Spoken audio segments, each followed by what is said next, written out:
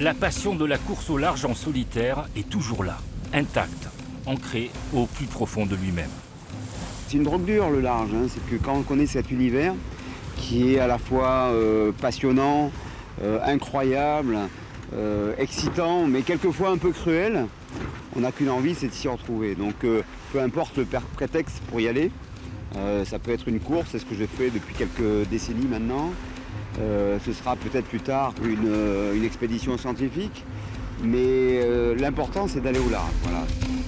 À 57 ans, Quito de Pavan n'a rien perdu de sa motivation.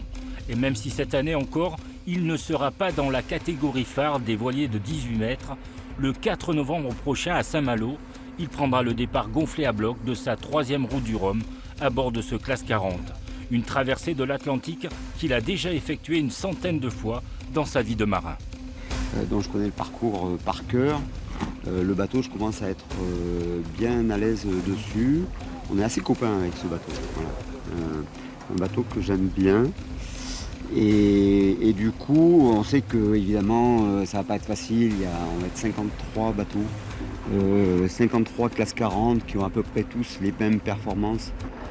Le niveau s'annonce élevé dans sa catégorie. Comme lui, 2 autres vainqueurs de la solitaire du Figaro seront au départ.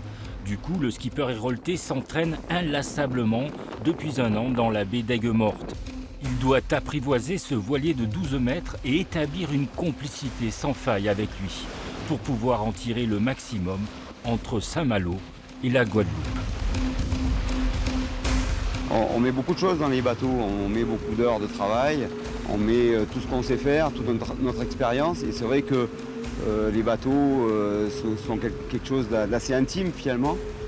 Voilà, mais j'ai appris à me détacher un peu de ça, notamment quand on perd son propre bateau.